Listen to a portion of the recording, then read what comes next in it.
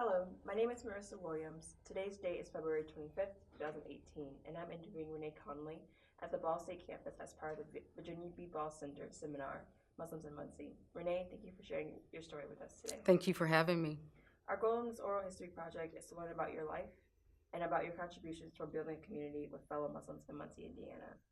I'd like to begin by asking where and when you were born. I was born here, Muncie, Indiana, on September 9th, 1966. Can you tell me about your parents, specifically your father, Aamir Shabazz? Yes, actually, my parents, at that time, he was Brian Conley. My mother, Carol Upchurch Conley. I'm the third child of their union and the only girl. Did your father grow up in Muncie as well? Yes.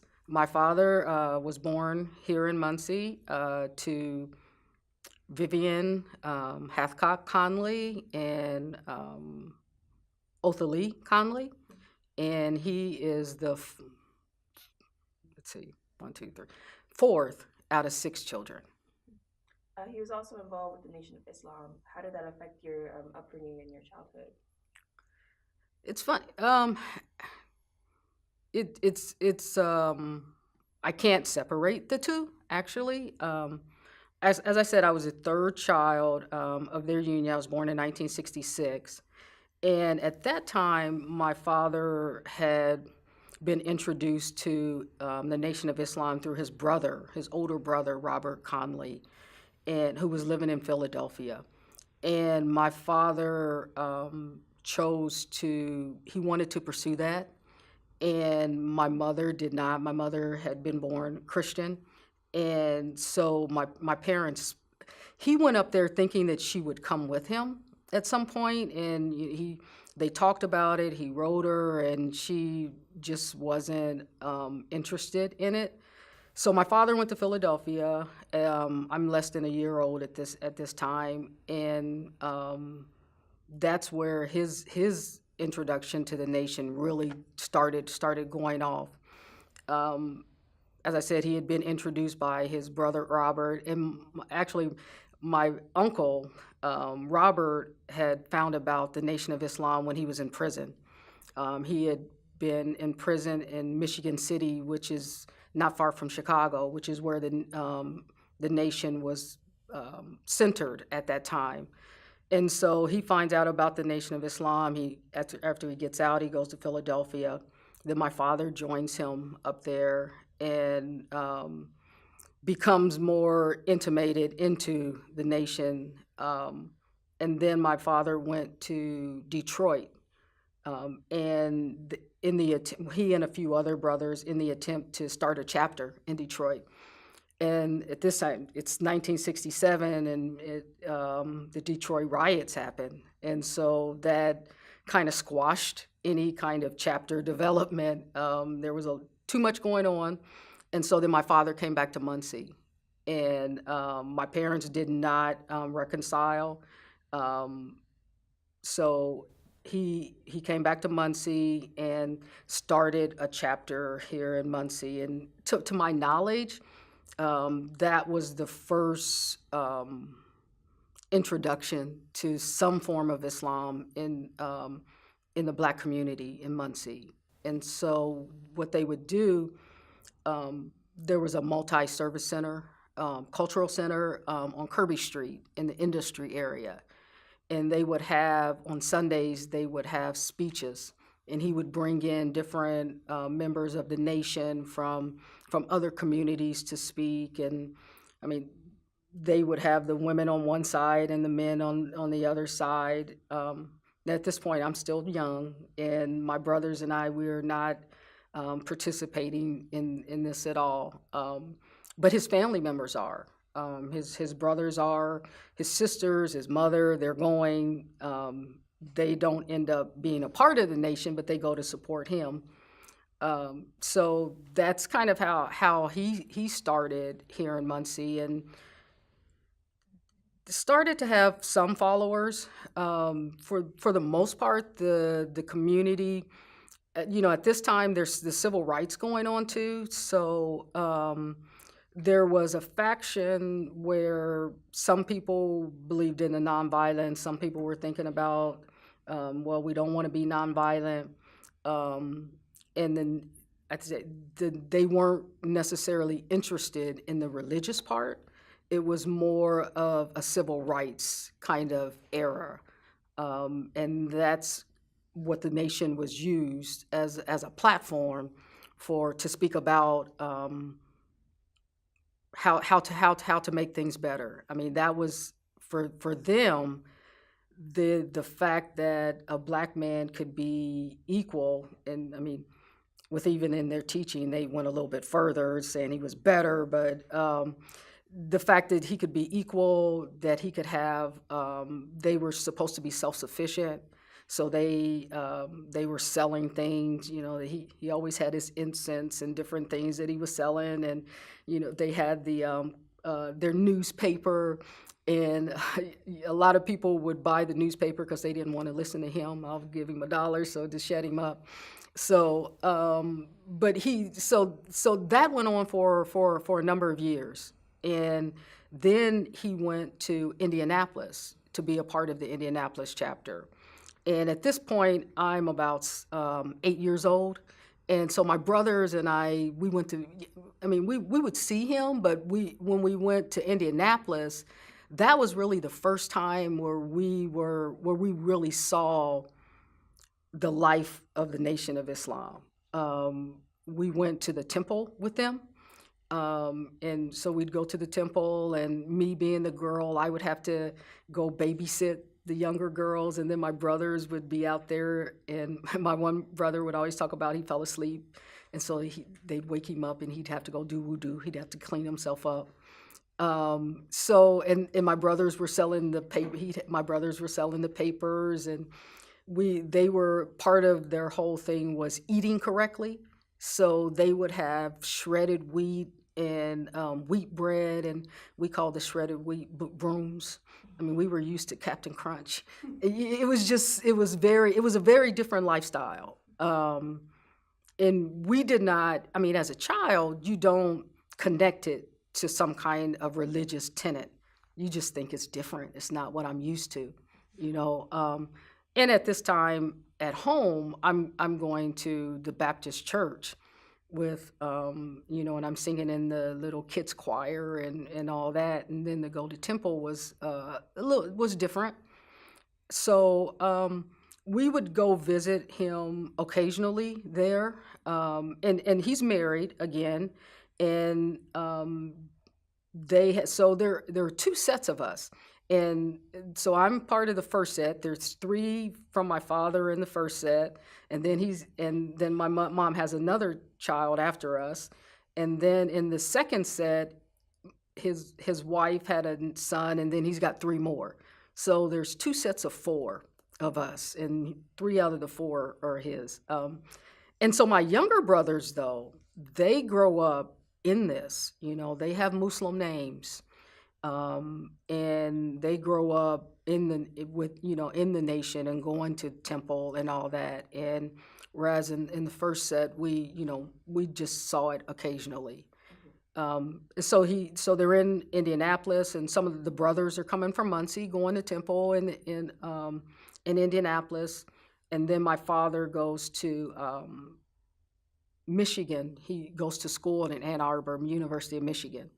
And they stayed there for a number of years. And then after that, he came back to Muncie. And then he was settled in Muncie pretty much, and he was here until he died a couple years ago. And when he comes back, he's still part of the nation, and he's still selling his incense and talking to people and talking about civil rights. And he's always opposed to the government. And you know, they call him a troublemaker because if there's some kind of wrong, he could not keep his mouth shut. So he's part of that, and he's part of the nation. And then he gets associated with the Muslim Student Association here at Ball State, and their advisor is Dr. Aamir Ali, and my dad and Dr. Ali developed a pretty good relationship. Dr. Ali is a mentor to him. And I have to say, at this point, the Elijah Muhammad has died, and his son Wallace has taken over, and they become. I mean, they split into two factions, with Wallace Muhammad being the leader of one, and then Louis Farrakhan being the leader of the other. And my dad is a tenant of Wallace, where they're moving towards Orthodoxy Islam, and so he's had that when he comes back to Muncie, and he's not prescribing to a lot of the old Nation of Islam stories. You know, he's rejected those, and he's moving towards Orthodoxy. And then he meets Dr. Al. You know, he and Dr. Ali form a relationship, and then that's where, and then then they join together. You know, the Black Muslims and the Muslims, and they have the Islamic Center here, and then everybody starts to come to just one mosque for prayer and for communityism. The temple that you and your family visited in Indianapolis, was it Temple 74 on 38th Street? Yes. And in fact, they lived about less than a mile away from the temple on 38th, yes. And your father's, his former name was Brian Conley. When Yes. did he switch it to Aamir Shabazz? So he was Brian Conley, but in the nation, because your last name, for a lot of Black Americans, the last name is the name that they received after slavery was over. A lot of Black people would just take whatever the plantation owner's name was. And so the nation, one of the first things they would do would be to reject that. And so they would put an X before your last name. So he was Brian X Conley for a long time. And then around 1976, 77, then he unofficially takes the name Aamir Shabazz. And in fact, one of my younger brothers was a junior, and then he becomes Ibn. He's Aamir also. And then in the 80s, he officially did it legally he did it. But it was mid-70s where he became Aamir. You briefly mentioned your mother was Christian and raised you in a Baptist church. Can you tell me more about her? Yes. So my parents, I mean, they formed their family when they were really young. And so my mom, she was, and then my dad leaves. So my mom is raising the three of us, you know, as a single parent. And she was, she sent us to the church, but she wasn't necessarily, she didn't go often. My mom, her parents were from Paris. My mom was born in Paris, Tennessee. They moved up here when she was 5. And, you know, they started off sharecroppers, came up, and my grandfather worked at Broderick's. And I would say my mom's family were just simple folk, and my grandfather, her dad, was just the best man I've ever met in terms of, he taught character. You know, he didn't drink, he didn't go out, he took care of his family. He and I went fishing every single weekend.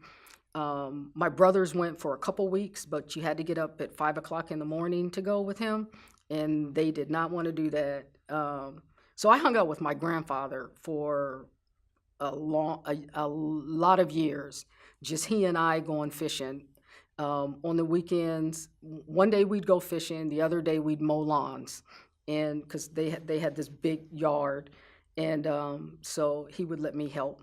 And my grandparents only lived 2 blocks away from us, so even though my mom was a single parent, I mean, my grandparents were only 2 blocks away, so we were always around them. And they were people of character. You know, you could not lie. There was a certain way. You always had to say yes, ma'am, no, sir. Just Southern folk. But church was missing, And so my brother and I started going to the Methodist church, which was my father's family's church, because we grew up in Whiteley, and my father's family were in industry. So my brother and I started going to Trinity United Methodist Church over in industry as young preteens. And we started going there mostly because our cousin was there, and we wanted to hang out with him. And so we went there, and we were part of the youth group. At some point, I was in the choir, and I went to Trinity until I went away to college. And we were, Trinity was different in the fact that it was interracial. There were people of all different walks of life who were at Trinity.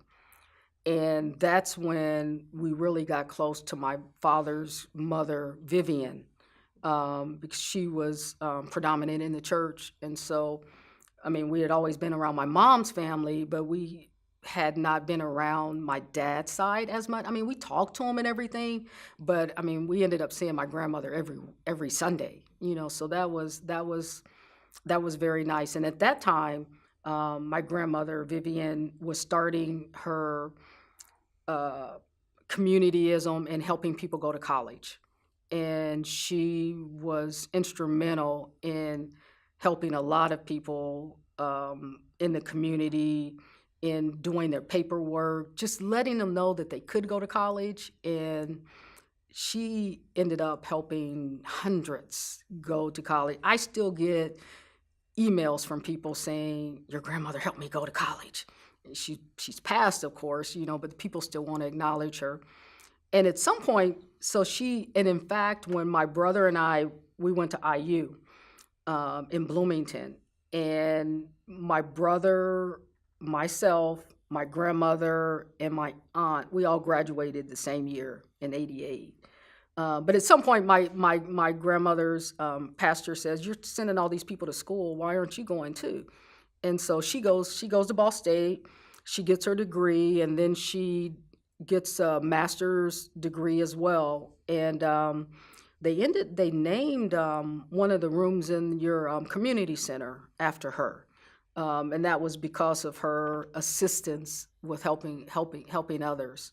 So that's one of the things I've gotten from my dad's side of the family, is you're not alone, and that you have a duty to do what you can to help others. And people do it in different ways, but there is a sense of duty there. Now, my dad did it with his civil rights and all that. My grandmother, she did it with helping people to continue their education and to get better. So, but it's been good. But you asked about my mom, and I ended up talking about my grandmother on the other side. But my mom, she was an elementary school secretary at Garfield. So when we were in elementary school, she did that, and then at some point she was able to get on to General Motors, and which kind of helped a little bit, taking care of her kids. And then she worked at Ball State for because General Motors, they were laying people off, and so she ended up at the Student Voluntary Services, working there for a couple years, and then she went back to General Motors. I'm saying this to say, my mom still controlled the house. My mom would make a list for us, and this is all it's going to get to Islam. My mom would make a list for us. You have to do this, you have to do that. And so we all had certain things we had to do every day, and we would have to sign our name to say that you did it. And because she's like, your word, you have to be truthful. And if you sign in your name, you're saying you did it. And so my mom, she worked second shift when I was in high school. She was never around, but she always ran the house. From Fort Wayne, she's running the house, and she always told us, you're going to have to answer to your God. Whatever you do, I may not be there, but you're going to have to answer to your God. So I go to college, and I'm starting to think about what is, I've seen my grandfather, who people would say wasn't going to heaven because he didn't go to church, but he was the best guy I ever knew. I see people at Trinity, and it's multicultural, but it's an exception. And I see I've read different books at my dad's house about inequality, and I'm starting to question whether Christianity is really what people purport it to be. So I start researching, and I do this for a number of years. I look at my goal is to find what was religion before man started changing it and putting racism, and this is what I'm thinking, into it. And so I'm trying to research what's the original religion, and in doing that, I'm reading about all different kinds of things, and I was a Buddhist for a while, and I actually I love Buddhism, and I love the middle way and the noble eightfold path. How can you not like when somebody says you should have right speech? How could you not like when somebody says you should have right livelihood? Of course it's right. Truth is truth. But God was missing. And I always believed in God, and I was always knew that I wasn't who I was supposed to be. I wasn't doing everything I should be doing. And like my mom said, I'm going to have to answer to him. So Buddhism didn't work for me because there was a void there for me. So life goes on. I'm in college. I go to law school, and I graduate from law school. I come home, and I'm taking the exam and for the bar, and I fail. And I had never failed at anything. Well, that's not necessarily true. I'd never failed that big before. I would, and it was very discouraging because it humbled me. And so I took it again, and I failed again. And you can only take it 4 times. I failed 3 times. And it was like, okay, what am I going to do? So I'm working, and but I can only take it 1 more time. I'm like, do I take it again? Do I go to Ohio? What? And then one day I just woke up, and I had just an inspiration. Take it. And it doesn't matter if you pass or fail. You just have to take it. And so I pass. And so I practice here in Muncie. And at this point, I'm the only Black lawyer in Muncie. They said that there had been one from 1923 or something like that. I don't know. But so I'm practicing, and it's going okay, and I'm a part of the community in a sense, but you still have to be remote because, I mean, if you're going to be the lawyer, you can't be doing everything. So, and then I get sick, and I have to have surgery. And as I'm recovering from my surgery, my employers come to me and tell me they don't want me to come back. And actually, I had 2 jobs at this point. I'm working for a law firm, and then I'm also a public defender. And so the law firm doesn't want me back, but I'm still a public defender, so I still have a job when I'm recovering. But I'm at my utter lowest, right? And I took out the Qur'an, and I had read it occasionally before, and it just didn't do anything before. But at that time, I read it, and it just answered all the questions that I had when I first started searching, actively searching in college, it answered my questions. And it was a direct to me. And it was like an unveiling. And it gave me hope, it gave me inspiration, and it gave me a connection to my creator. And so at that point, and I it it I was on a isolated journey at that point. I didn't go to the mosque. I didn't talk to my dad.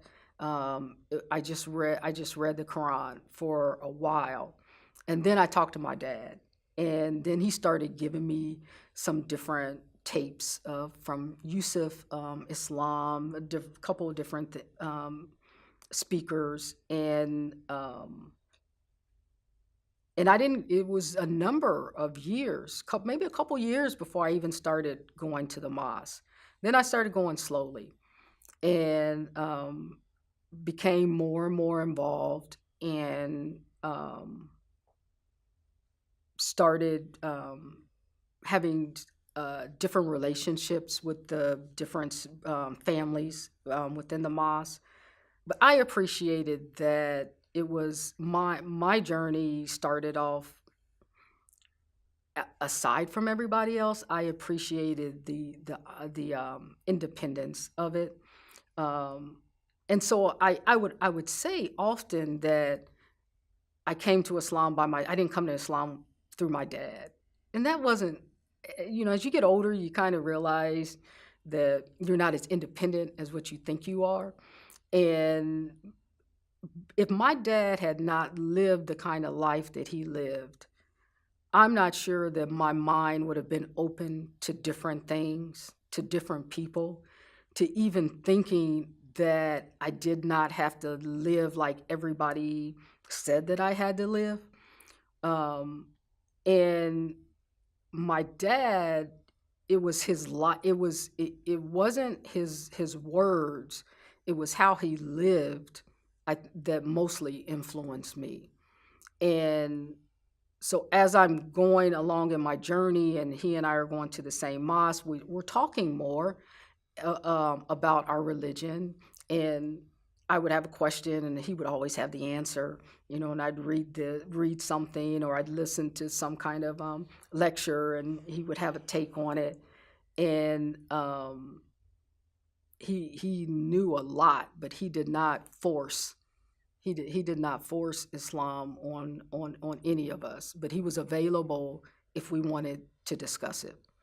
And at this point, when I am coming into Islam, he's also making a change too, in the fact that he is really focusing on his studies, and he's completely.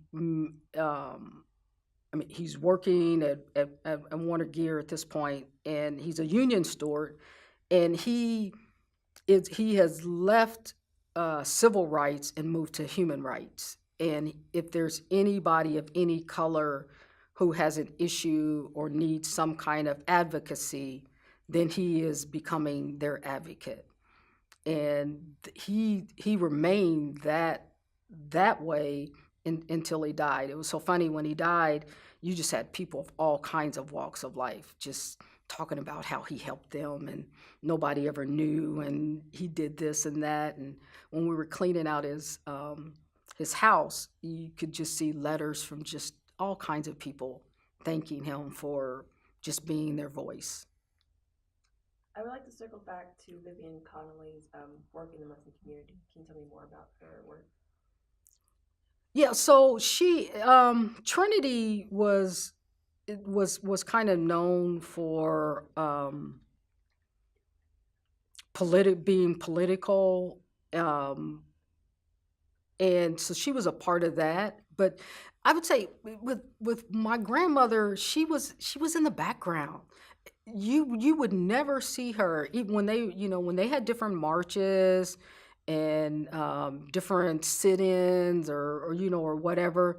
She was never, unlike her son, she was always in the back.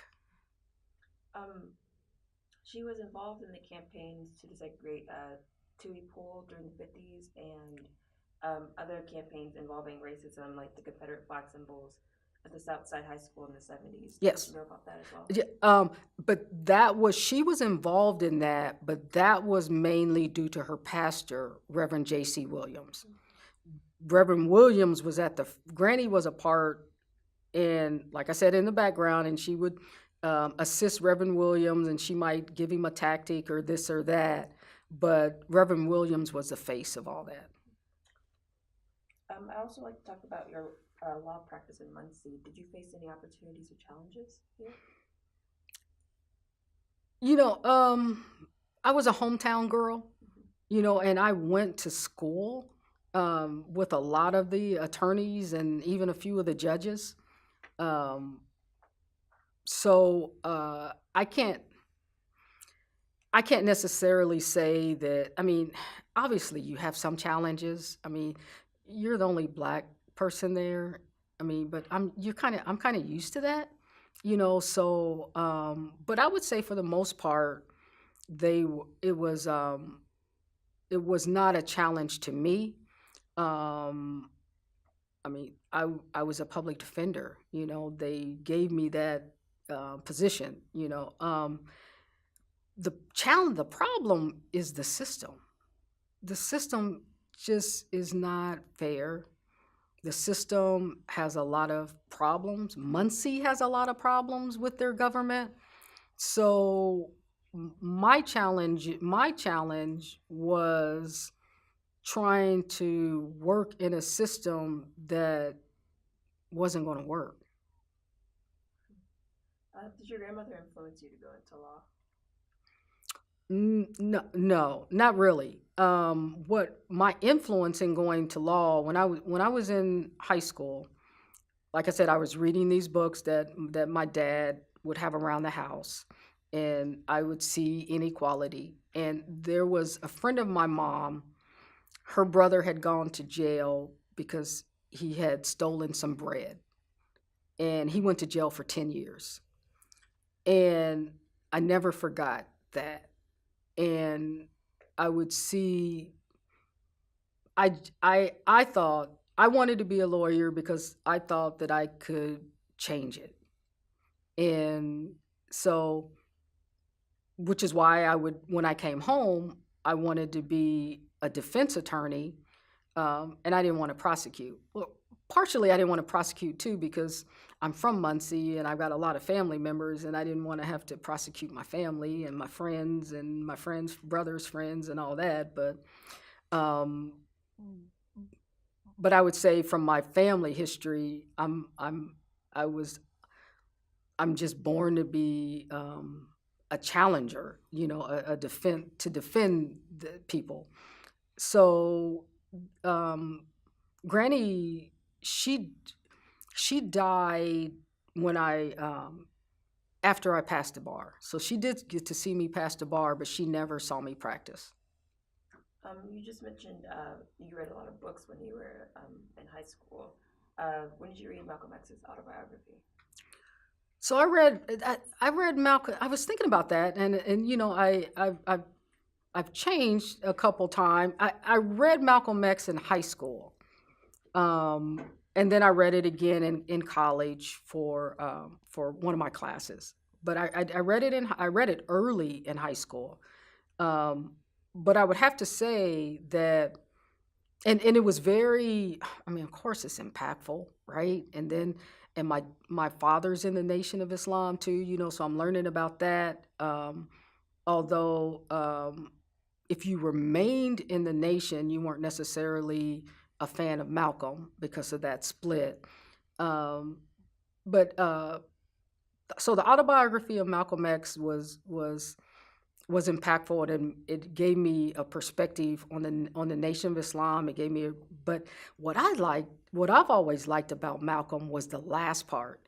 And I call him Malcolm, we all call him Malcolm, but we really shouldn't even call him Malcolm. That's not how he did not die Malcolm. He did not, he died Malik. And that was the person who was advocating human rights. That was the person who knew that it was a person's character that should be looked at, and not the color of their skin and blah blah blah. But that's the guy who stays with me. Were there any other books that you read that were influential to you? I'd say the most influential book at that time that I read was None Dare Call It Conspiracy. And that was a book, I mean, right now, with the internet, we always have conspiracy theories, right?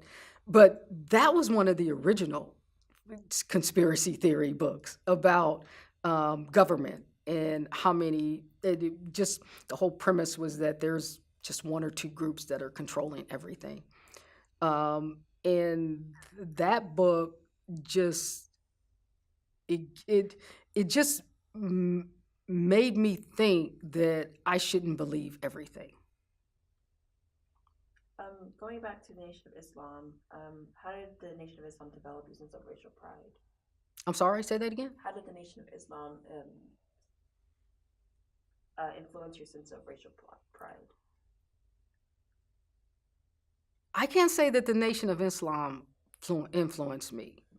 I can say that my dad, who was a part of the nation, influenced me, but I was never in the nation.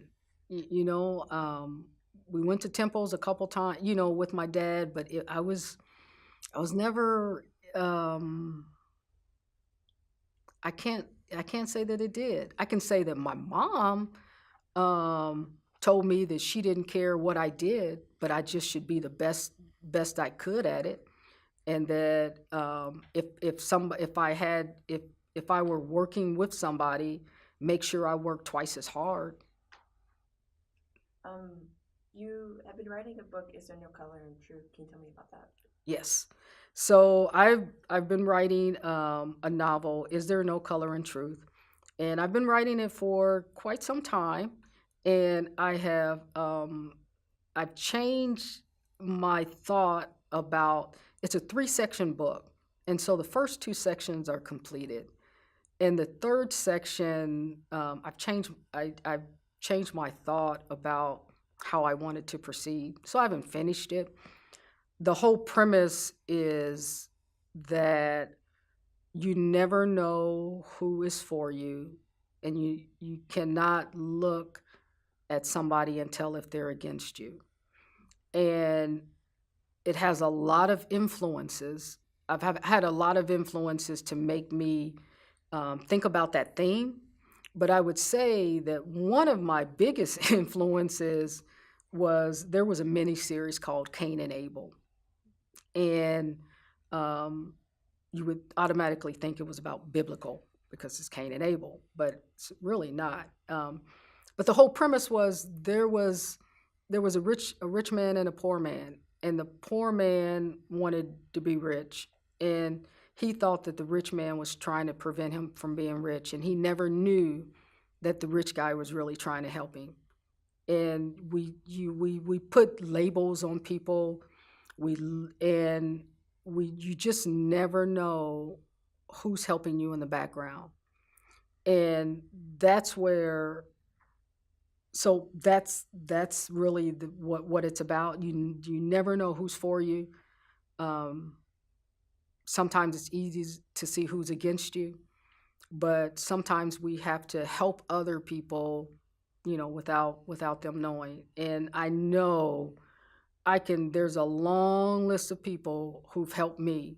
Even with my first job, I went to the Social Security Administration, and I was going to just do a regular job, and some lady, Miss Dorothy, said, "No, Renee, you know, you're pretty smart.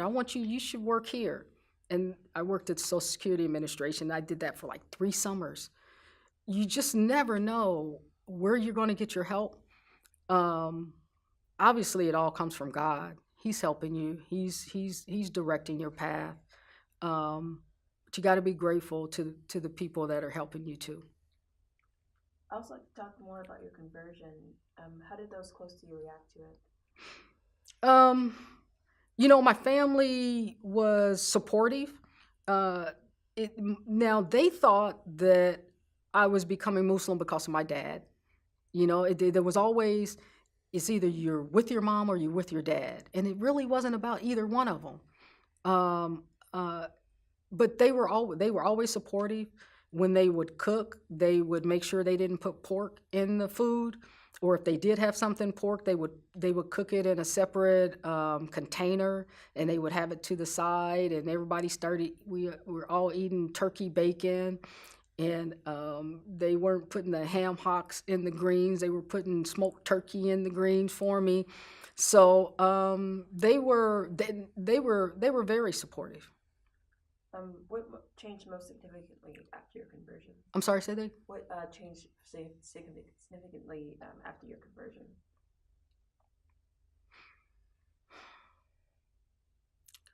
I would say what changed significantly was me wanting to have a better character and remembering my upbringing with my mom telling me that I was going to have to meet my creator, and how was I going to explain my actions.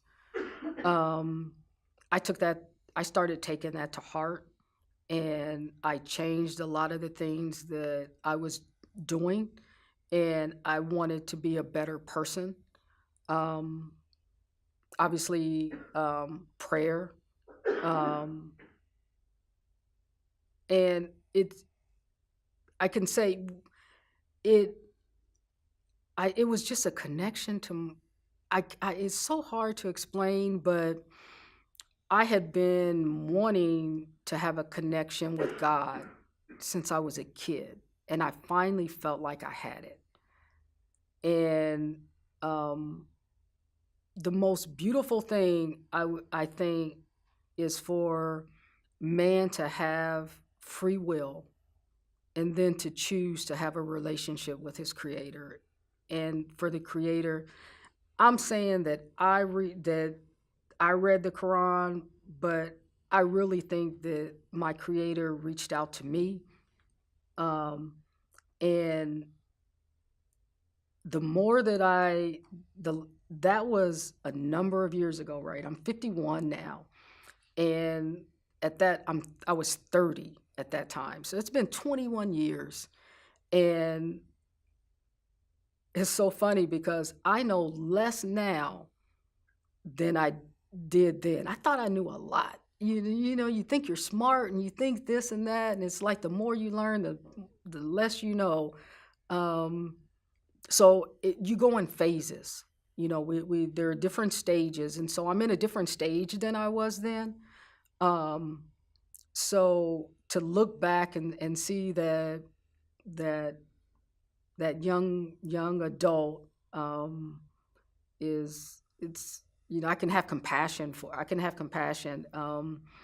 It was a step. It was a significant step because at that point, none of my friends, my family, except for daddy, and none of them are Muslim. So since that time, my brothers are grown, they're Muslim. On the second set, few of my best friends have become Muslim. So, there's I've met people at the mosque and, different places in Wisconsin now.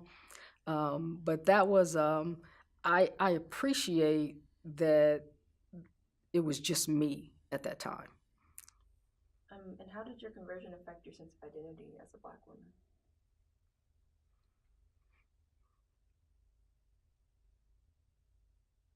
It's it's funny you say that because this was before 9/11. Then 9/11 happens, and people always ask, well, how did 9/11 affect you? And I'm like, well, I was always Black. They always talked about me, so it was just one more thing.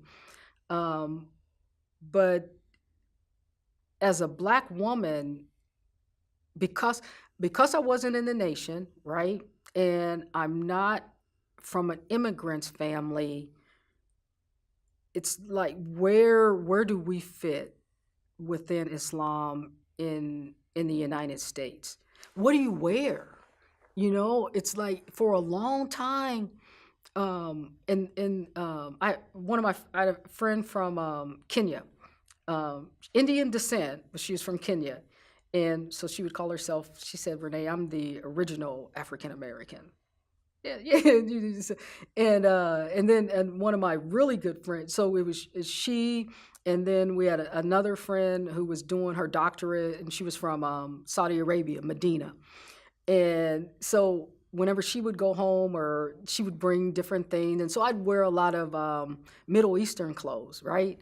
And where do you go? What store? Where do you get your clothes from? You're going to get it from people from overseas, or the from Iraq, and because in the Muslim community in Muncie, we had people from everywhere. I mean, and that was the beautiful thing. I mean, I would go to an Afghan's house one night, and then the next week I had Indian food, or I might have Bengali food. And I tell you, Indonesian food is the best food in the world. If you like spicy, hot, by far, Indonesian is the best. And we were all there. We were all praying together, and just just being one community. And I'm wearing all their clothes. So as you say, as a black, it's you've got to find your way, and it takes a while. It took me a while to find my own identity as just a Muslim. I want to acknowledge your appreciation for Malcolm X by asking, are you aware of the Malcolm X Library on BSU's campus? I am not, but I am now, and God willing, I will take a look at it. Wonderful. I want to move on to the creating a community amongst Muslims in the Muncie area. When you embraced Islam, how did you develop a sense of community with other Muslims? So that was going to the mosque, and we would have, it mostly was through the Saturday dinners. We'd have Saturday dinners once a month. Now, mind you, there were a few of the Muslims that I already knew, like Dr. Barami. It's so funny because my mom's family we remember when Dr. Barami first came, because the doctor who he worked under, Dr. Cole, was my mom's family doctor. So we remember when Dr. Barami came, and then when he brought BB over, and then even before I started going to the mosque, we remember all this. And so I was very, very close, to them, to a few families. But it was mostly with our Saturday dinners, where we would come together, and I'd say got to know each other quite a bit. We also had a few of the Hanukkah. We had Hanukkah, and the sisters' Hanukkah. We would switch houses, and that was very, very good. And we would always make sure that we went to a different culture on each time, so that everybody would feel affiliated. So that was very, very, very, a very good time.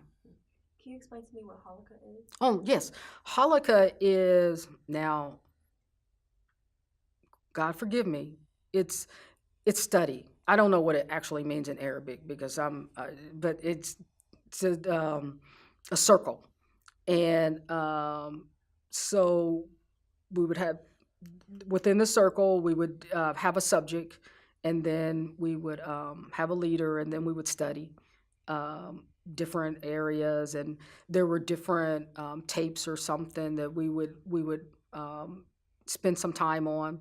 And then I became a Sunday school teacher, and I taught the teenagers, and we had a ball. And I think it was partially because, and like that's why I look back and I'm like, I didn't know anything, but I knew more than them, but I was an American, which gave a different perspective to them. And we went on field trips. We went down to the Muhammad Ali Center in Louisville, Kentucky. And some of the parents were kind of hesitant about that, and we finally got permission. And I think it was only a year old at that point. And so it was very nice. And in fact, the year that I moved, there was going to be like 2 or 3 children who were going to be coming to my group, and they were really unhappy that I was going to be leaving and they would never be part of our youth group. But that's just life. But it was a good time. When did you start practicing at the Islamic Center, like your prayers and Ramadan? So I had been doing Ramadan even before I became a Muslim. Now it's a month long, right? 30 to 31 days. So I would do at least 2 weeks. And I started, that was in 97 after I started reading the Qur'an, then I started doing the Ramadan. I started saying my prayers, and it's never stopped. Did you do this alongside the community in the Islamic Center? Now so I didn't start going to the Islamic Center for about 4 years. So that was in 2000 when I started going to the Islamic Center, 3 or 4 years. And I would go to prayer. I always went to Jummah, which is the Friday prayer.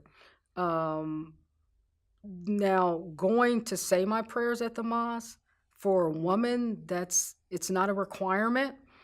So that's not something that I did not make a habit of going to the mosque to say my prayers, except for Jummah or during the Saturday prayers. That wasn't my habit. But I always went to. There were few of us women who always went to Jummah. Muncie has a very diverse Muslim population. Mm-hmm. What is your relationship with fellow Muslims of diverse races and ethnicities? I think I have gone to mosque in a lot of different places, and Muncie was very unusual in the sense of you had, and I've said this before, people from all different places at our one mosque. You go to a lot of cities and they will be separated by culture or different other things, which we did not have in our mosque. And in fact, when I was part of the committee to raise money for the new mosque, and we spent a lot of time trying to raise money and figure out what the rooms were going to look like. And we always had to push them a little bit for the sisters to have some space, and it was that was a task. And the question was, what was going to happen to the old mosque? And some people wanted to keep it because it was close to Ball State, and the other mosque was always going to be out on the west side, and so a lot of people thought it was going to go too far. But one of the benefits of having one mosque is that everybody is together.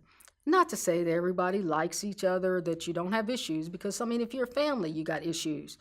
But if you have 2 mosques, then it makes it easier for people to separate along different lines. So that's why we made the decision to only have the one mosque, to keep everybody together. I'd like to mention more about your father's leadership role in the Muncie community. It's not that common that indigenous Muslims and immigrant Muslims can coexist well together. But your father became a leader in the Muncie Muslim community. Can you tell me about the role he played with Dr. Ali and Dr. Barami? Yes. So my dad was an unofficial leader for a number of years. And in fact, he was always the leader of the African-American brothers. They had been together for decades, right? And so no matter who was the leader of the mosque, my dad was always perceived as being their leader. But he did have some official roles within the mosque, and he was the president for a number of years. Um, and so he was the president, and then we had Fa'ad al-Quraishi, who's from Saudi Arabia. He was the vice president, and at that time, the vice president of the mosque was always whoever was the president of the Muslim Student Association was the vice president of the mosque. So at that time, it was Fa'ad al-Quraishi, and Fa'ad was always good. He would write a lot of articles to the different newspapers, and he was very outspoken. And so he and my dad worked well together. And also during that time, we had a constitution at the Islamic Center, but had not been revisited for a number of decades. So we formed a constitution committee, and I was on that committee where we standardized a number of things, and that's where it became official that the Muslim Student Association president would be a vice president for the mosque.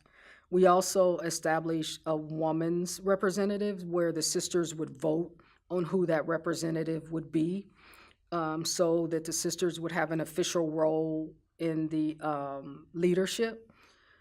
And one of the other things we did was in deciding when Ramadan actually starts, there's different criteria for the sighting of the moon, and there had been different communities look at it differently. So we spent some time standardizing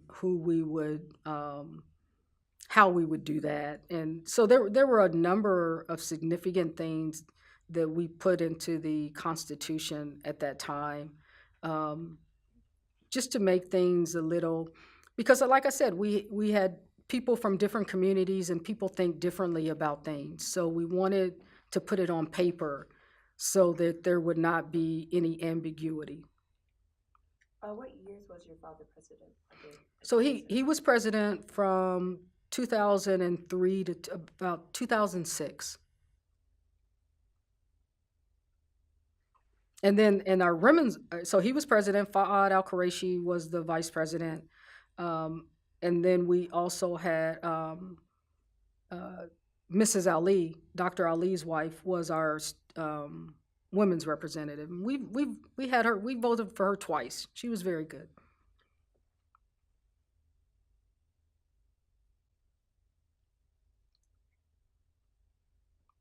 Can you tell me more about the end of Ramadan and the debate with when will it end? Right. So the question about it's for the month of Ramadan to start, there has to be a sighting of the moon, and so there are different ways that, and you don't have to be the one to sight it. There are different interpretations. And around that time, there was starting to be mathematical calculations to determine it. And we had ISNA, and there were national organizations who would determine it. So, and then we had people coming from different communities, like I said, different countries, and some people wanted to follow this country or follow that. If my country sees it, then I'm gonna start Ramadan because I want to be like them. Or you got a big community in Dearborn, Michigan, and a lot of relatives live here in Muncie, and so they wanted to be on Ramadan. They wanted to start Ramadan when their relatives started. So different people were thinking differently. So we decided that we were going to look at two different national organizations, 2 or 3, and that we would follow whatever those organizations decided. That we would start when they started.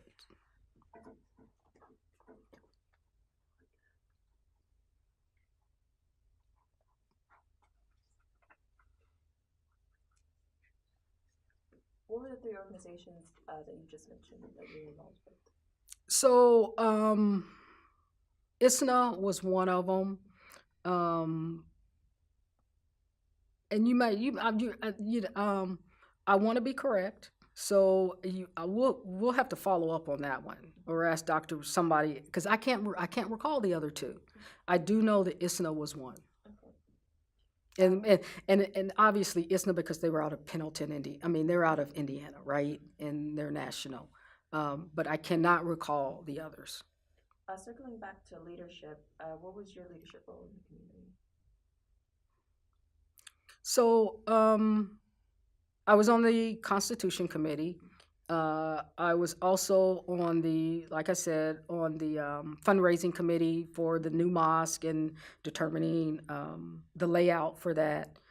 I was on the board of directors for Awaken, not the nonprofit to help Afghan women and children. Other than that, it was unofficial. I kind of, because there were only, at that time, there were three African American women. There was myself, Sister Renee Shabazz, who was the former wife of Brother Rashid Shabazz, and then Jennifer Coates, who was former Ball State student. And so I just went around to everybody. I did not and I did not want an official role. And I would say this too, because you started off asking about my dad. And one of the things that my dad told me when I was in high school or even in as an undergrad, I can't recall. He told me that the most important position in an organization was high school, was the parliamentarian. And he gave me Robert's Rules of Order in high school. And I read that. And because that's the person who knows the rules. And that's the person who can use the rules to their advantage if they so choose to. So I would say in whatever organization I've started, even my sorority in college, whatever, I always started off as the parliamentarian. And even at the mosque, I was on the Constitution Committee, and that was influence from my father. I always wanted to know the rules. I always wanted to, and I guess that's partially why I became a lawyer too. But after that, no official role. I did not want a leadership role. With your involvement in the Muslim community, what have you noticed are the greatest strengths of the community?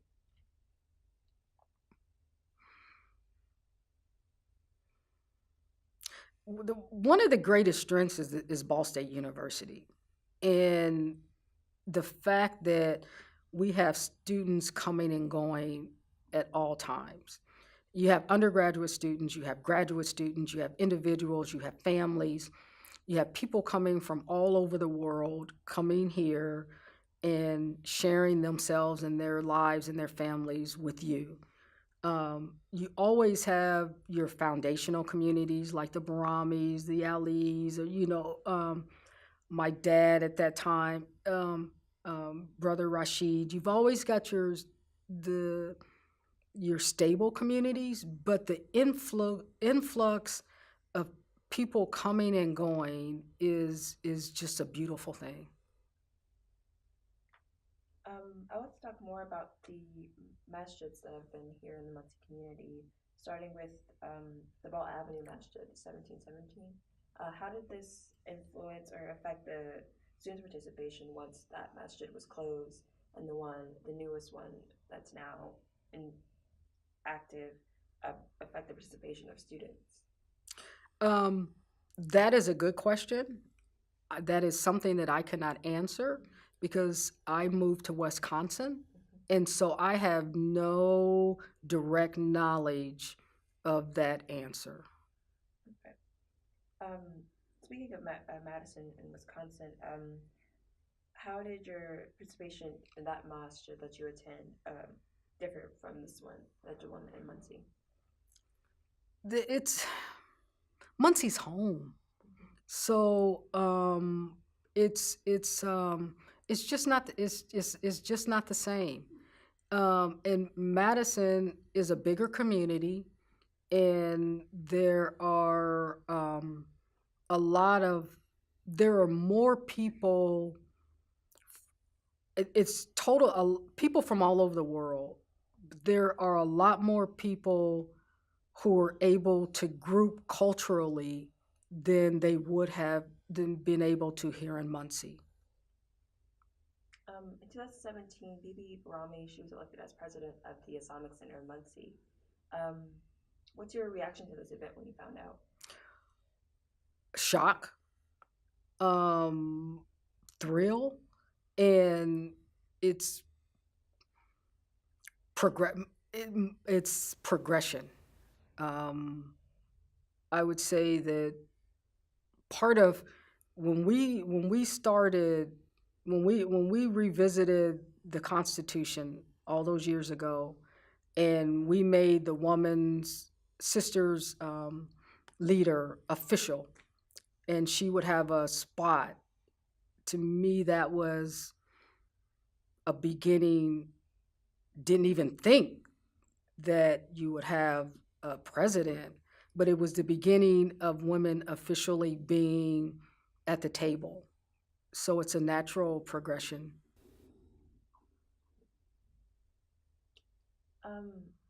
What distinguishes the Islamic Center of Muncie from other masjids in places you have lived?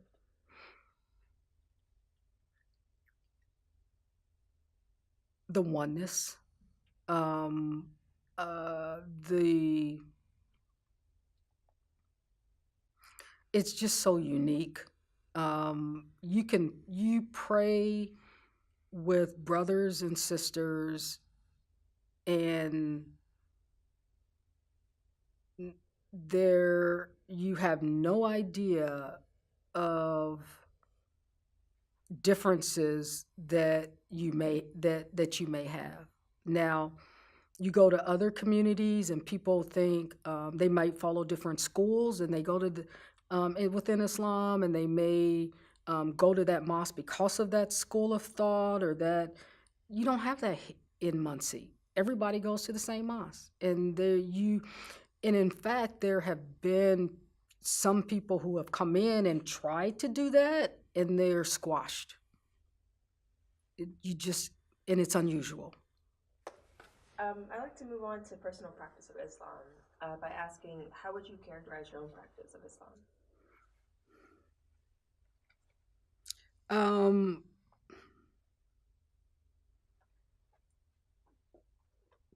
That's a good question. We had talked before about we go in stages, and I would say that my own personal practice of Islam, will never be great, because it's an ongoing process until the day I die. And if I think that I am okay, or that I think that I have arrived, then I have mistaken, and I have limited myself. So it will never be good. All I can do is do the best that I can every day, because I don't know when my last day will be, and try and grow. With that said, I am appreciating my Islam more, I would say, than ever right now.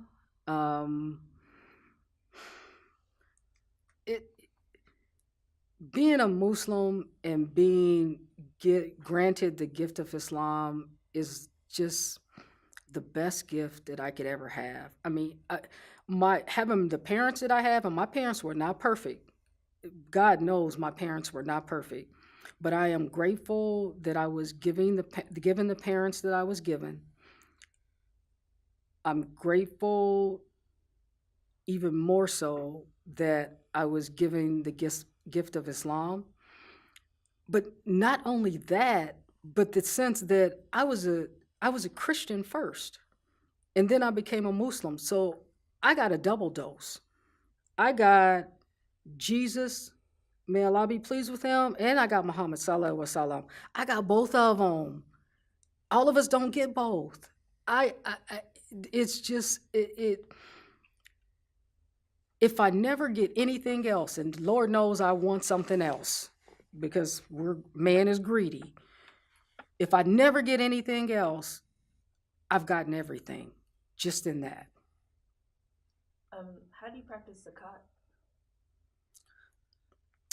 Zakat, no, well, practicing the zakat, I mean, you have to give a portion of your money every year.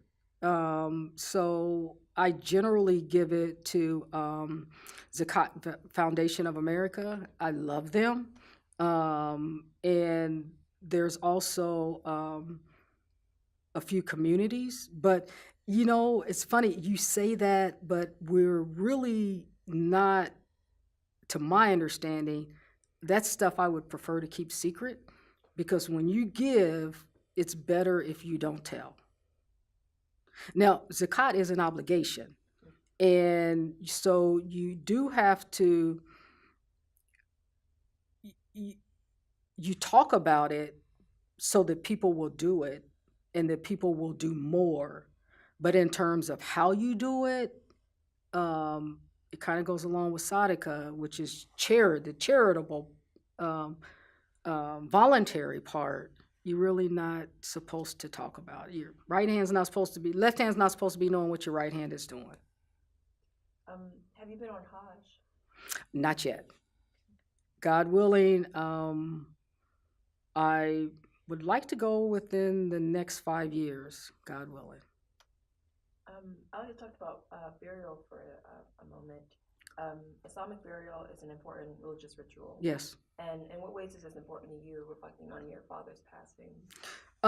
Well, you're supposed to live like I mean, we're just travelers here. So, and you, especially, and even at my age, you start to plan and get prepared. We do have a Islamic cemetery here, which was started by Dr. Barami and a couple other people.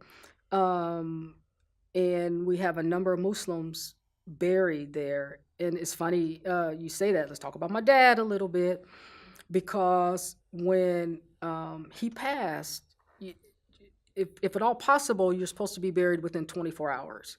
And you're not supposed to, I mean, there's a certain ritual and what you're supposed to wear, and you're not supposed to be embalmed unless you have to. So with my dad, alhamdulillah, we were able to bury him within the 24 hours, and we were able to get a casket for him, which was a disposable box. I mean, because it's supposed to be simple. I didn't even know you could have them. And the funny thing is, it was cheaper, but nevertheless, but it was more closer to how you're supposed to go. And it's just like my dad too. Even in his death, they have the plot ready, and they've dug the hole, and we are about to bury him. And when you're buried, you're supposed to be facing God,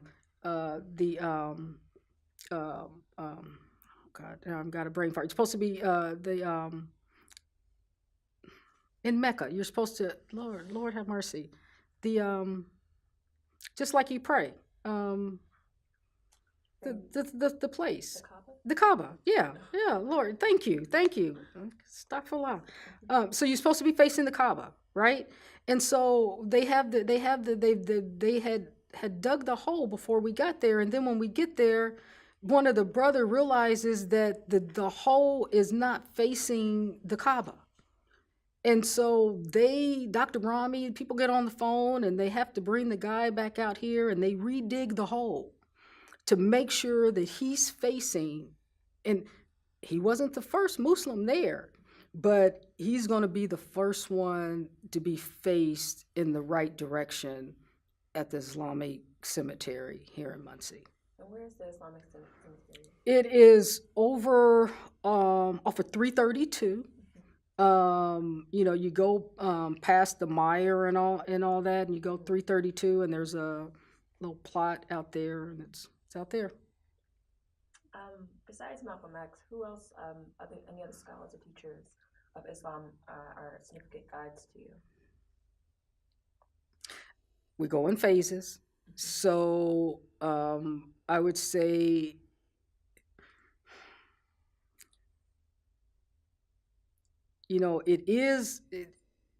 sometimes I think that I don't have a particular teacher. That hasn't been the way of my life. I don't have, there hasn't been just one.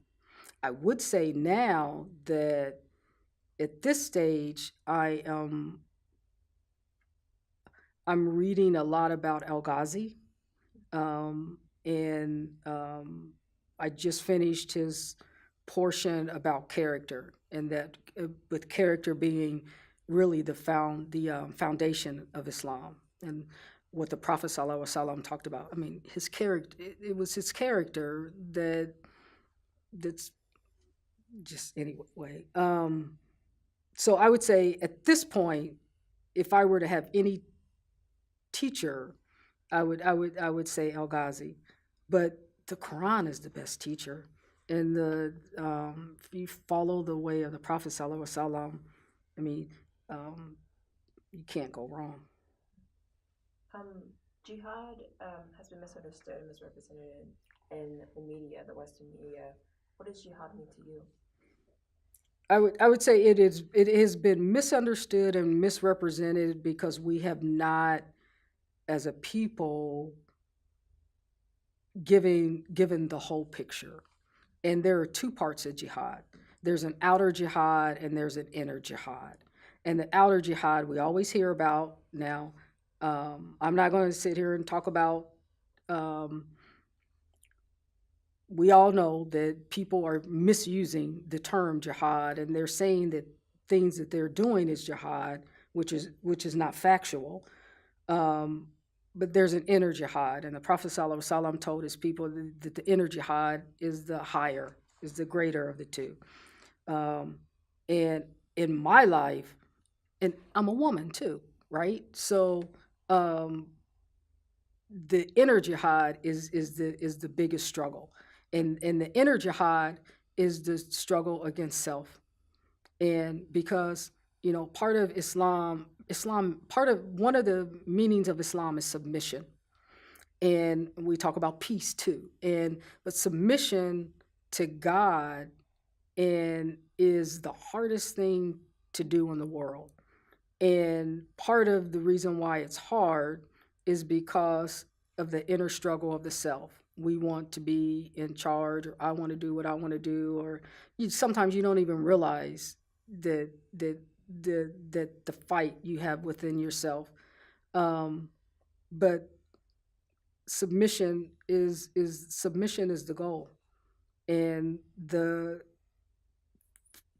you have to go through jihad to get to submission. What is the heart of Islam to you? The heart of Islam? Yes.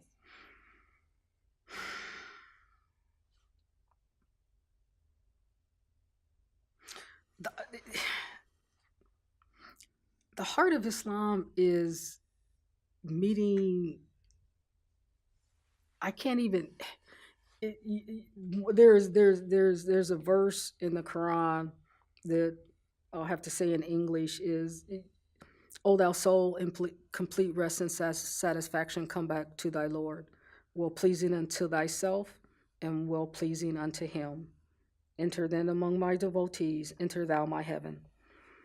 And so the goal is to be pleased with yourself and for your God to be pleased with you.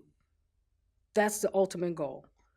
And there are benefits to getting to paradise.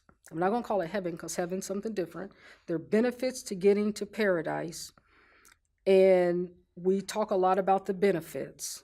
But the ultimate goal is to see the face of God and for God to be pleased with you or me. And then all these other things come afterwards. So my goal and the heart of Islam to me is that it's all about you and God. It's all about God. And there's nothing more important. There's nothing more powerful. There's nothing more beautiful than your Creator. Have you ever been involved in interfaith activities? Yes. What such activities have you been involved in?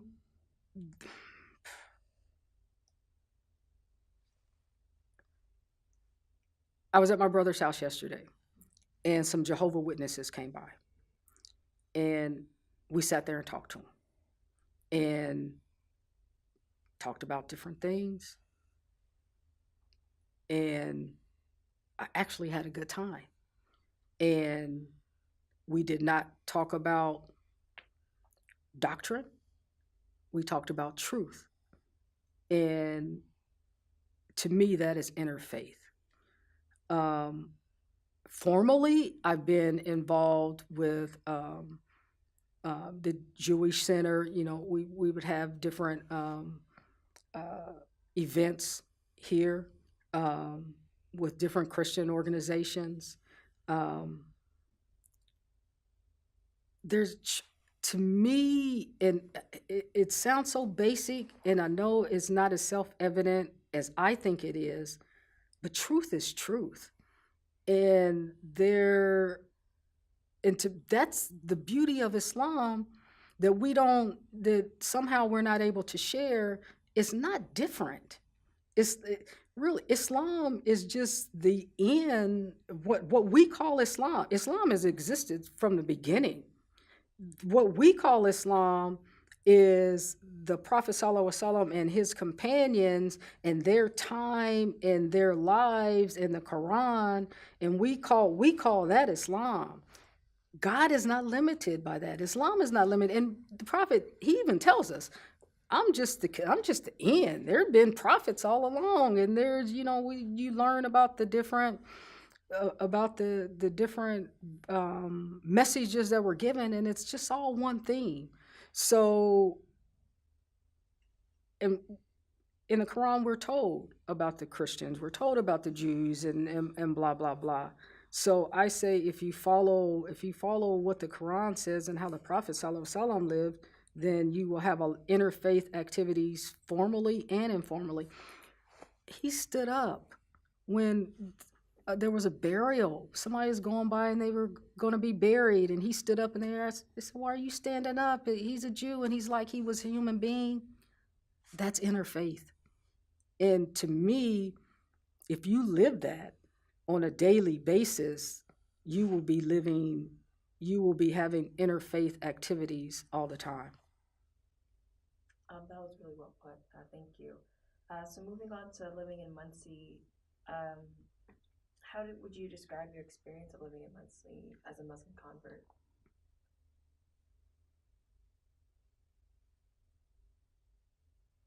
Well, it was because I'm from Muncie, because my family's here. My dad was here and was already a part of the mosque before I came. Made it, I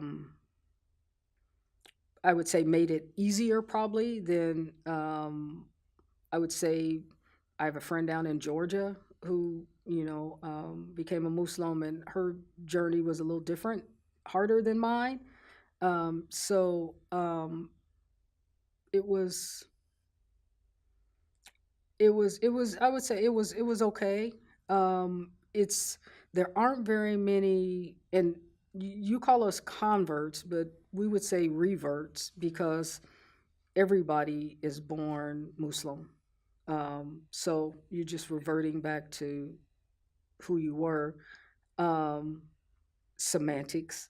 Um, but there aren't very many who come to Islam in Muncie. There aren't very many of us who have gone to the mosque. So it's a small it's a small group.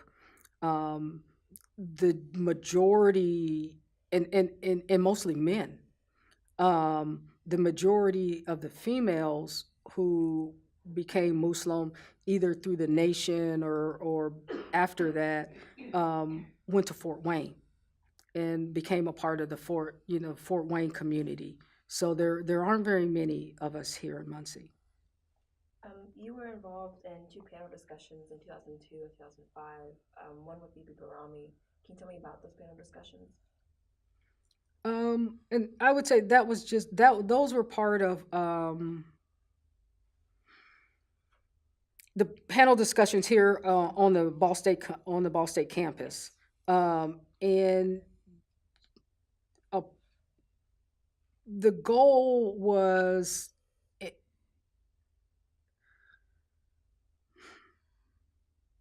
just to highlight Islam.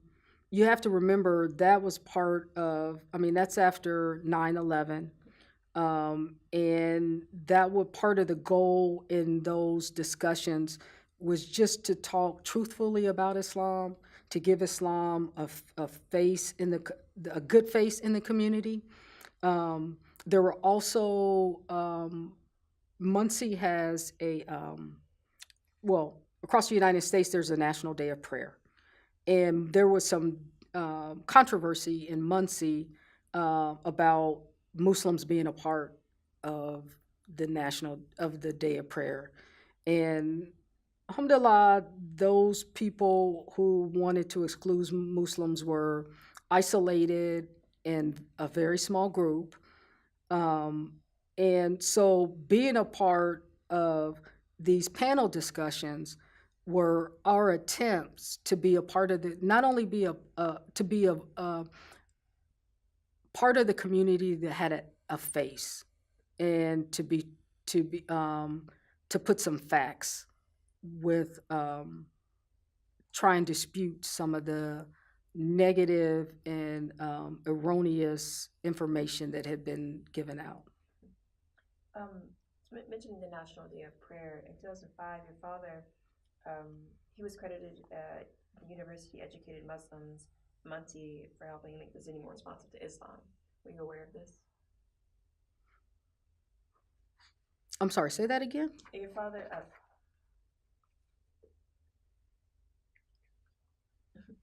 following the National Day of Prayer, the controversy that you just mentioned, the Unitarian Universalist Church hosted a series of study circles to discuss cultural differences and race. At a concluding forum in 2005, your father, Aamir Shabazz, credited university educated Muslims in Muncie for helping to make the city more responsive to Islam. Were you aware if he held this view, and was it significant to you? Yeah, I would say it's kind of what we were talking about in the sense of we were consciously trying to be a part of the community and to show a good face. And what he's saying, I think, is similar to what I'm saying, is the fact that part of that attempt was being, you could see positive results from it. We also started, and this was at the old mosque, we would have a neighborhood cookout. So to try and involve the community members around the mosque, with not trying to get them to come in, but we're all part of the same community, we're all part of the same neighborhood. So we had that a number of times as well. So there were a number of attempts by the mosque to be not only to live within the community, but to be active within the community. What was the best part of living in Muncie when you did live here?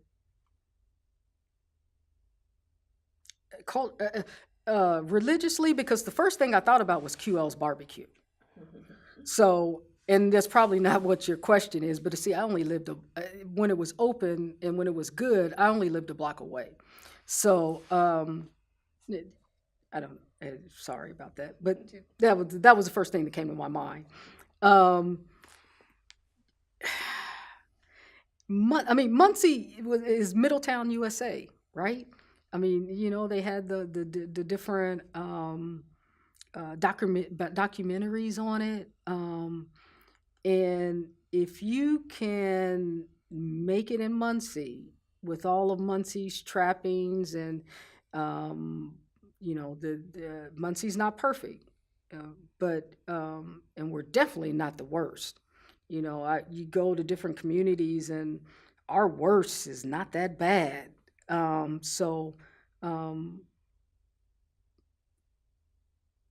Muncie, I mean, I grew where I was planted, and I was planted in Muncie. So the Islamic Center has been a big part of my adulthood, and making me, I hope, a better, you know, person and community member. Muncie's okay. You now live in Madison, Wisconsin. When did you move there?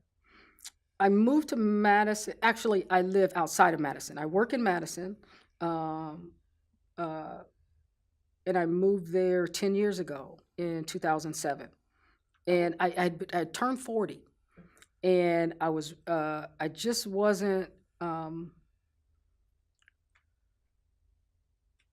I wanted to live better, in the sense of I was not happy with my profession, and I felt like I wanted to do something else. And I turned 40, and I'm like, if you're going to change professions, this is the time to do it, because you're getting older. So that's what I did.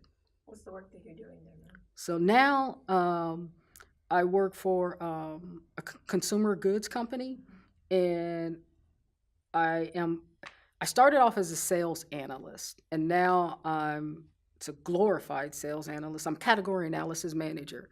I've got a dual role. I'm a category analysis manager, and I'm also a lead data steward.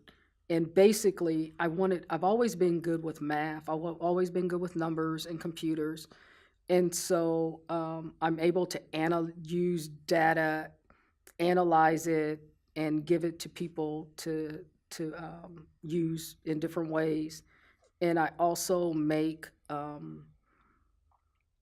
analysis tools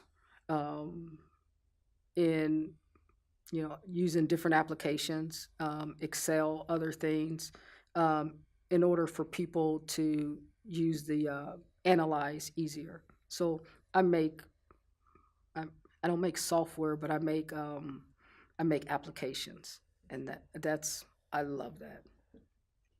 What's the Muslim community like in Madison? It is it's some of the things we went. It's funny, some of the things we went through in Muncie, they are going through in Madison. And I mean, Madison is, so it's the capital of Wisconsin. You know, it's bigger, 250,000 people, but it's got a university there, so it's, you know, bringing in different cultures. They were able to get a cemetery, so now they're doing standardized into one, because they have 3 different mosques, but they are able to standardize burial procedures. Some of the things we were going through here, it's like they're trying to come together as one. I do appreciate that when we have our 2 Eids, and we have 2 Eids for the year, everybody is together in one spot. Everybody, you know, and we're on the east side the first time of the year, then the second Eid we're on the west side, but everybody is in one spot, and I absolutely love that. And you also would know that the Muslim Student Association started in Madison. I'd like to shift our focus to America in an international context by beginning with what events since 9/11 have affected you, like the Black Lives Matter movement, Obama's election in 2008, and even Trump's election in the recent years. Okay, you talked about a lot in just those three things. I mean, we could talk all day, but I'm going to refrain. One of the things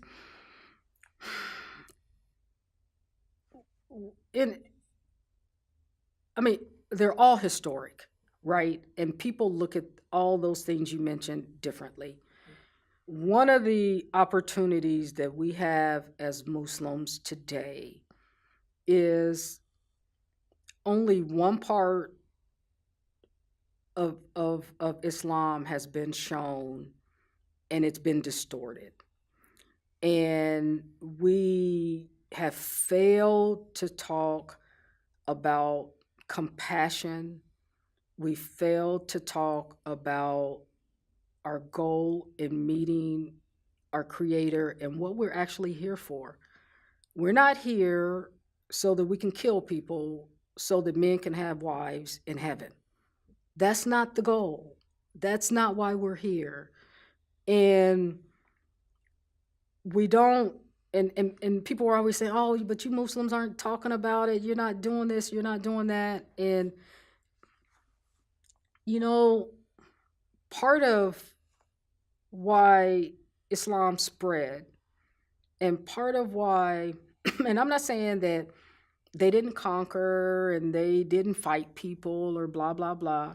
But part of why Islam spread is because they looked at them and, the leaders would look at Umar radiallahu anhu, who was the third, he was the second leader after Muhammad died. You had Abu Bakr and then you had Omar, and people looked at him and they're like, oh my God, he's a leader? This normal guy is the leader? But he's a good guy. When we start to have, and I think we have that here with Dr. Barami and in Muncie, but when we start to have on a national, international level, people being good people and doing good things and living life right and helping other people and then people will start to see what Islam is about, because you will not convert. First of all, religion is not, you cannot compel people to religion. Religion is not compulsory. And secondly, you do not call them to Islam with the sword. You cannot make that. That is not what happened. That's not how they did it. And that's not your goal. Your goal, you're supposed to be good people. At the end of the day, you're supposed to live a good life. You're supposed to be good. And when people see people living good, then they want to be like it too. That's what's missing. So the Trump, Obama, all that stuff, I'm learning more and more. And this, one of the prayers of St. Francis of Assisi is, give me the discretion to know what I can change and what I cannot change. I'm not going through the whole thing, but you have to realize that you cannot control everything. And you can control what you can control, and what you cannot, you leave it to Allah, and you do the best within the framework that you have. I cannot control Trump's text. I don't care what he's talking about every day. I'm turning CNN off every day because I can't, I've got my life to live. I'm going to do the best I can. I'm going to be helpful where I can. If I have to say something, I'm going to say it. If you need me to march, and it's going to be relevant, I'll march. But I'm not going to be involved in everything. My mama told me early, you have to pick your battles. And you cannot pick every battle.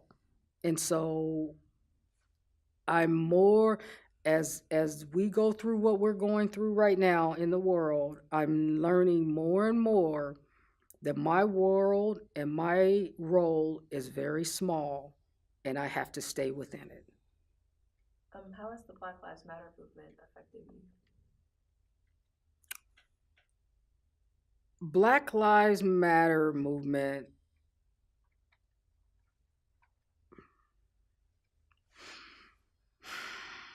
it's interesting because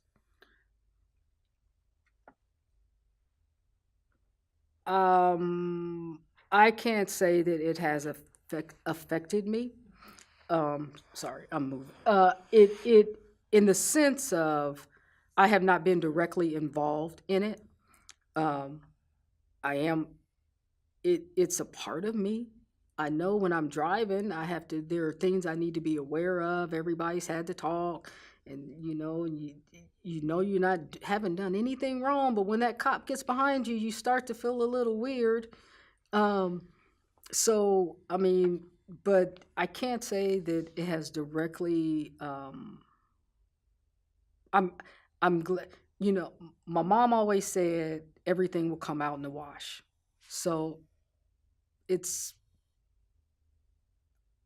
it's a part. It makes you realize that we have come a long way in this country, but we still have a ways to go.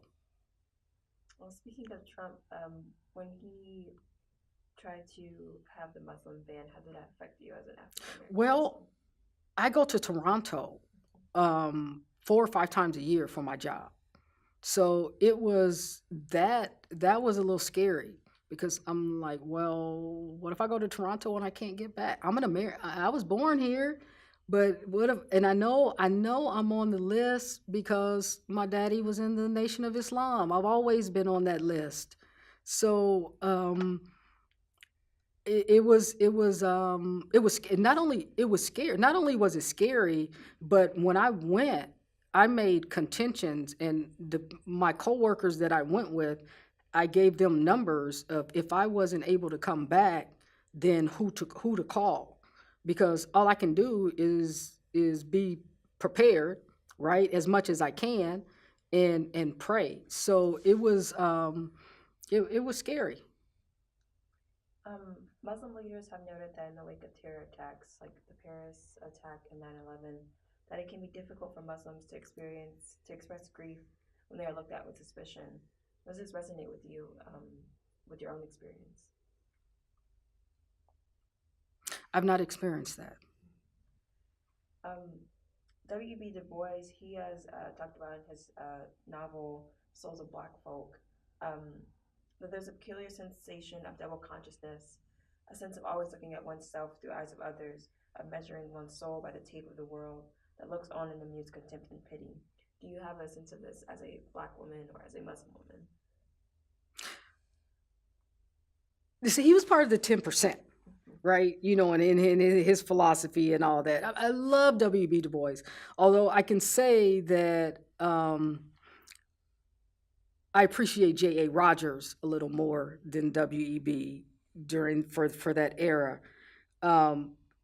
There's always a duality. I mean, when I went to school because I was in the academic, it was always just me and my cousin or me and my brother. I've always been just a couple people in my classes, and I'm the only Black at my job. I've always experienced that, and what you're saying, Renee, what do you think about? I'm used to it. That I don't know how to be any different. It's like water. It just is the way it is. If it weren't, then I would think something was wrong. And that's because it just happens to be us as Black Americans. I mean, we're not the only ones who feel that way, but it just happens to be us. It's not unique, and the reason why I brought up J.A. Rogers is the fact that it's an amalgamation. You always have this. You had it in Spain when the Muslims were in charge, and it's the way man is. And to me, I don't care if you got everybody who looks exactly the same, they're going to find something different about somebody or some group, and there's always going to be somebody on top. I'm not saying that as a scholar or an intellectual. I'm saying that just as somebody who's lived a little bit longer. It's just the way it is. There's always going to be some differences, and I happen to be the one. I didn't choose to be black. That's how my skin came out. That's just the way. That's just at this point in my life. That's just the way it is. Um, you go on. What are your hopes for the future for yourself and your family?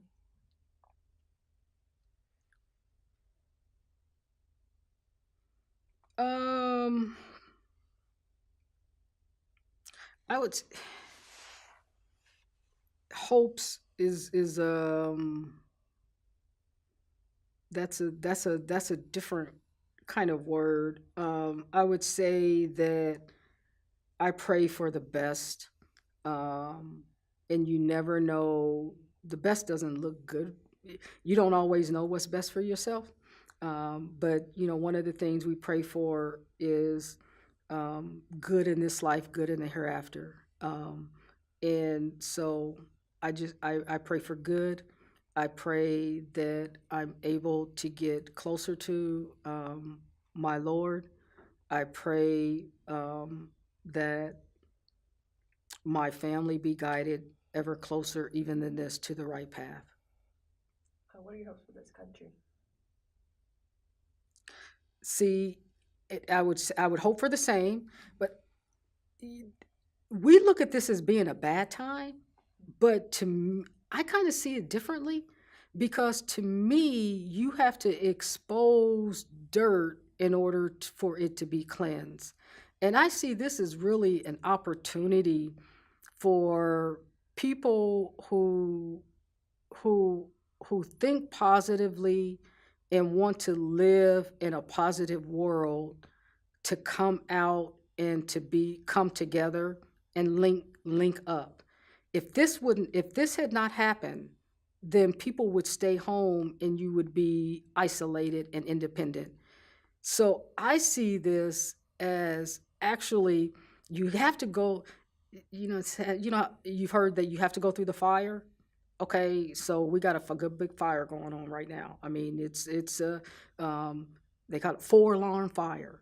We have a 3 alarm, maybe might even get to a 4 or 5. They might even have to call the fire department from the next city because the fire is so big. It's a big fire, and it may get bigger. But sometimes you gotta go through the fire to get to the other side. And so the goal is to fight the fire. How do you fight it? People are going to fight it different ways, but you can't stop the fires here. We just got to come in and we just got to fight it.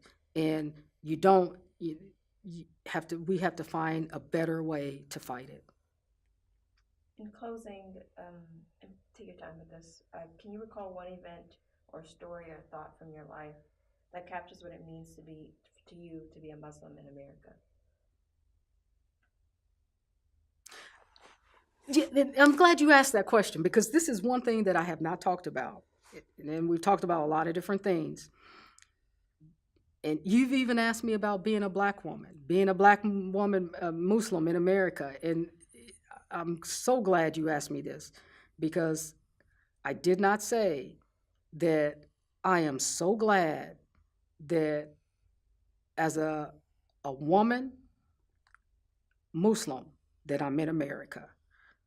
This is and I'm American, so I've never lived anywhere else. So my view is limited, and I realize that.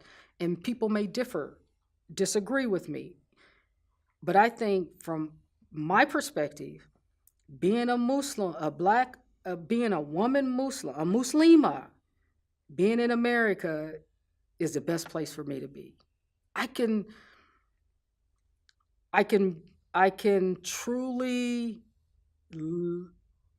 be a Muslima. I can truly live Islam here. I don't know if I could do it somewhere else, and I'm grateful. On behalf of the Virginia B. Ball Center Seminar on Muslims in Muncie, I want to thank you, Renee Conley, for sharing your story with us today. And may I say thank you for having me. Not only thank you for having me and allowing me to share my small journey. May Allah forgive me if I've said anything wrong.